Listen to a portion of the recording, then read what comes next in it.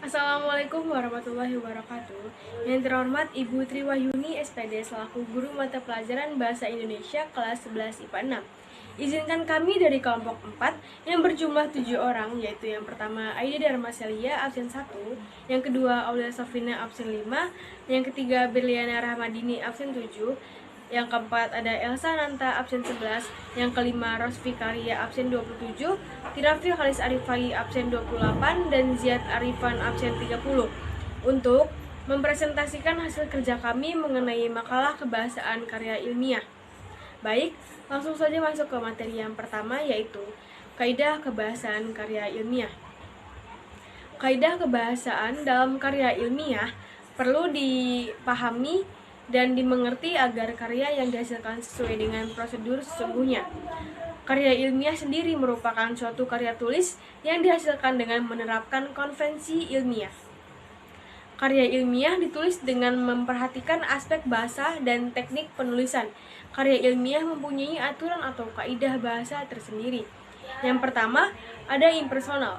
Penulisan kata ganti dalam karya ilmiah tidak boleh menggunakan kata ganti saya atau kami. Kata ganti yang diperbolehkan dalam karya ilmiah harus bersifat umum, seperti adalah penulis atau peneliti.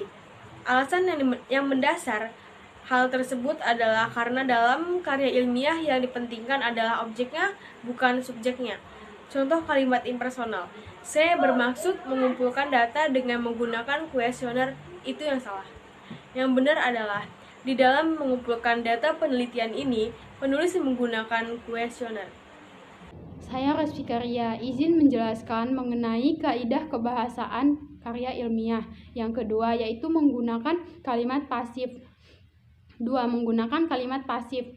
Kalimat pasif adalah kalimat yang subjeknya sesudah predikat atau kalimat yang subjeknya dikenai oleh suatu aktivitas atau kegiatan. Ciri-ciri kalimat pasif yaitu subjeknya berperan sebagai suatu yang dikenai oleh suatu perbuatan. Dan yang kedua yaitu predikatnya berimbuhan. Yang ketiga itu predikatnya bisa berupa jenis-jenis kata ganti orang yang diikuti oleh kata kerja tak berimbuhan. Yang keempat yaitu objek pada kalimat pasif adalah subjek pada kalimat aktif. Yang kelima, biasanya terdapat kata oleh atau dengan di dalamnya. Sebagai contoh kalimat pasif aktif yaitu yang pertama, pemerintah mengadakan program Indonesia Sehat 2022.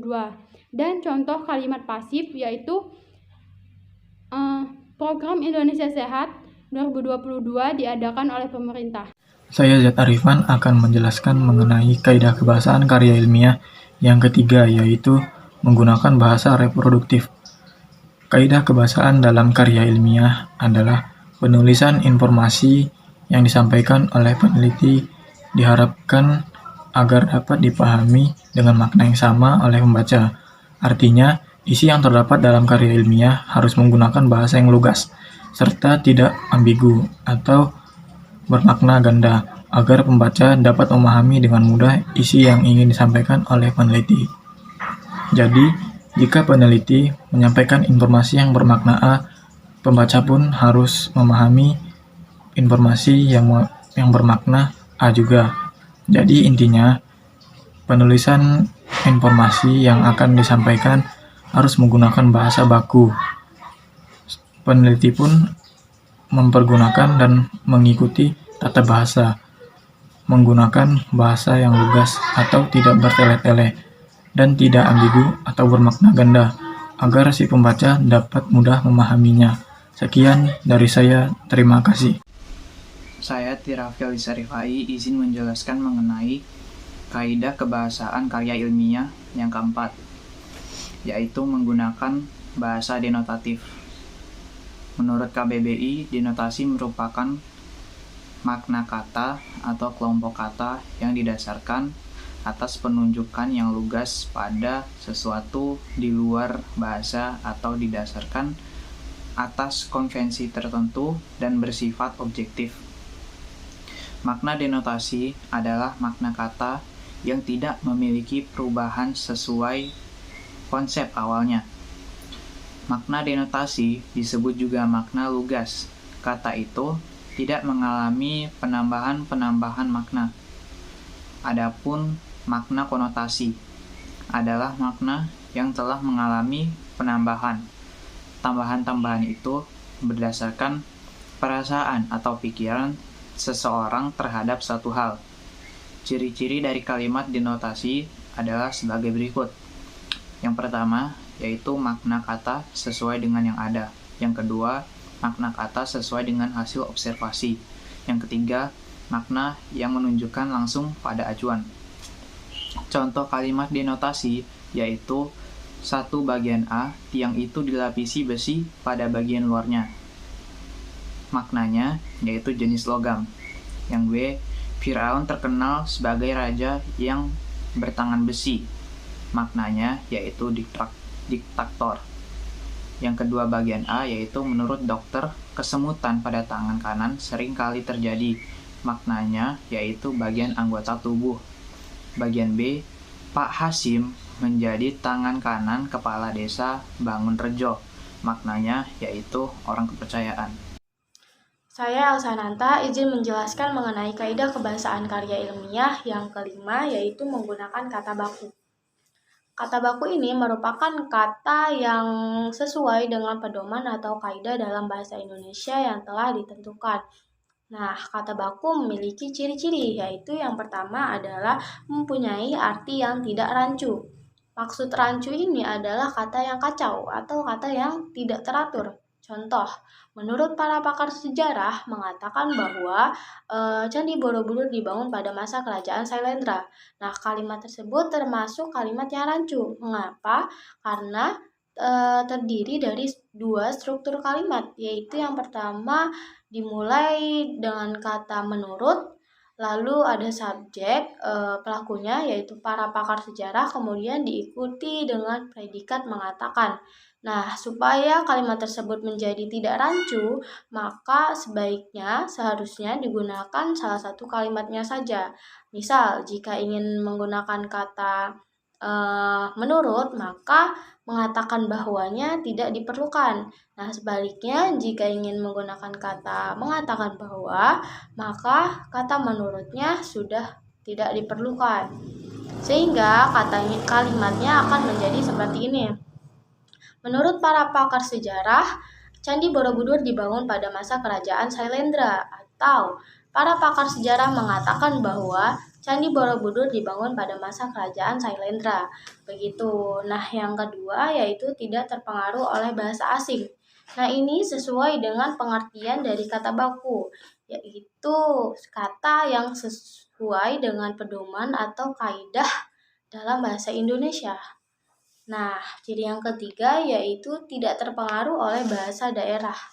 Nah, sama halnya dengan yang kedua, yaitu bahasa Indonesia bukan bahasa asing ataupun bahasa daerah gitu. Nah, ciri yang keempat yaitu jarang digunakan untuk bahasa percakapan sehari-hari. Nah, di sini maksudnya adalah kata baku ini jarang sekali digunakan dalam percakapan sehari-hari. Nah, kata baku seringkali digunakan untuk saat membuat karya ilmiah atau surat lamaran kerja atau surat dinas ataupun dalam pidato resmi atau acara formal gitu. Nah, yang kelima yaitu mempunyai minimal subjek atau predikat. Contoh, subjeknya yaitu ibu, lalu predikatnya belanja. Nah, ibu belanja ini sudah termasuk ciri dari kata baku. Lalu yang keenam, ciri yang keenam yaitu tidak mengandung arti pleonasme. Pleonasme ini adalah majas yang berfungsi untuk menegaskan arti sebuah kalimat dengan menggunakan frasa yang berlebihan. Nah, majas ini menambahkan kata yang sebenarnya tidak diperlukan. Tetapi tambahan kata ini membuat si kalimat menjadi lebih tegas dan lebih jelas. Contoh, barisan tentara musuh mundur ke belakang mengaku kalah dalam peperangan. Nah, dalam kalimat tersebut kata ke belakang ini sudah tidak perlu digunakan. Kenapa? Karena kata mundur saja sudah berarti ke belakang, sehingga membuat kalimat tersebut menjadi kalimat yang bermajas pleonasme. Nah, kalimat yang menggunakan kata tambahan untuk menegaskan arti sebuah kalimat. Lalu ciri yang terakhir sesuai dengan konteks di kalimat. Nah, maksudnya adalah sesuai dengan apa yang dijelaskan dalam kalimat atau yang ada hubungannya di kalimat tersebut. Begitu. Nah, contoh kata baku. Contoh kata baku yang pertama adalah mengimbau. Nah, kata ini seringkali salah dalam pengucapan dan penulisannya dari yang sebenarnya mengimbau menjadi menghimbau. Nah, itu seringkali salah. Nah, yang kedua, mengubah. Mengubah juga seringkali salah. Yang benar adalah mengubah, bukan merubah. Nah, yang ketiga, berpikir atau pikir. Nah, pikir ini juga seringkali salah, dari yang seharusnya berpikir menjadi berpikir. Yang keempat, silakan. Nah, silakan ini juga seringkali salah dalam pengucapan, terutama dari yang harusnya silakan menjadi silahkan gitu ya. Yang terakhir adalah nasihat. Nasihat juga sama, yang harusnya nasihat menjadi nasihat. Nah, sebenarnya masih banyak lagi contoh yang lain, tapi sekian dari saya, cukup dari saya. Terima kasih. Assalamualaikum warahmatullahi wabarakatuh. Izin memperkenalkan diri. Nama Aida Darmaselia, absen 1, kelas 11 MIPA 6.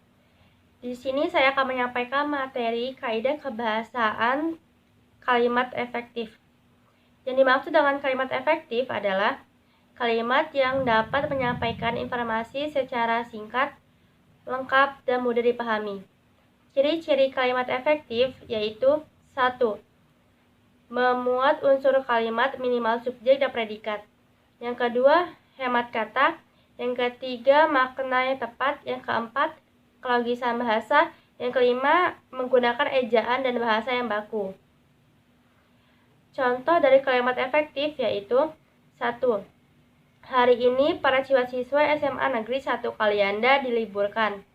Kalimat tersebut kalimat tidak efektif.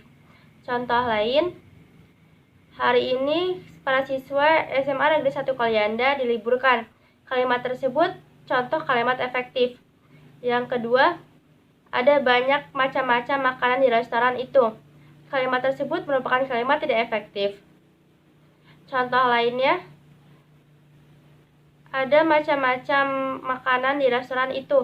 Kalimat tersebut merupakan kalimat efektif. Yang ketiga, baik siswa baru maupun siswa lama dikenakan peraturan yang sama. Kalimat tersebut merupakan kalimat tidak efektif. Contoh lain, seluruh siswa dikenakan peraturan yang sama. Kalimat di atas merupakan kalimat yang efektif. Suatu kalimat dikatakan efektif jika gagasan yang ada di dalamnya dapat diterima oleh pendengar maupun pembacanya dengan mudah, jelas, dan lengkap, seperti apa yang dimaksud oleh penulis atau pembicaranya. Kalimat tersebut tidak mengandung maksud yang lain atau yang menyimpang. Saya Berliana Ramadini izin menjelaskan mengenai kaidah kebahasaan karya ilmiah yang ketujuh, yaitu bersifat objektif. Yang ketujuh yaitu bersifat objektif. Ciri karya ilmiah yang terakhir adalah bersifat objektif, di mana tulisan yang dibuat tidak melibatkan perasaan sama sekali. Karya ilmiah haruslah didukung dengan fakta dan data, sehingga hasil penelitian tersebut dapat menjadi acuan keilmuan. Jadi, kalimat yang bersifat objektif cenderung mengungkapkan kejadian apa adanya sesuai dengan kenyataan. Ciri kalimat objektif adalah berdasarkan fakta tanpa adanya sebuah opini dari orang yang membuat pernyataan. Maksud dari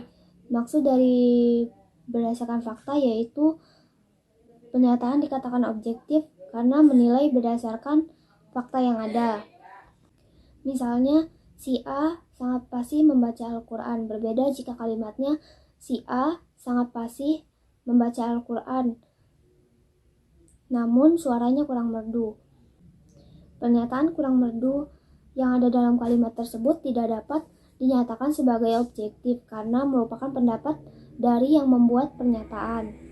Contoh kalimat yang objektif adalah 1. Candi Borobudur terdapat di Magelang, Jawa Tengah. Yang kedua, Provinsi Indonesia berjumlah 33 provinsi. Yang ketiga, harimau merupakan hewan karnivora atau pemakan daging. Yang keempat, ular kobra termasuk hewan yang berbisa, ular yang berbisa. Yang kelima, matahari terbit dari sebelah timur. Yang keenam, negara Indonesia merupakan negara kepulauan. Yang ketujuh, bunga anggrek berwarna hijau dan harumnya semerbak. Demikian penjelasan dari kelompok kami. Kurang dan lebihnya kami mohon maaf. Saya akhiri. Wassalamualaikum warahmatullahi wabarakatuh.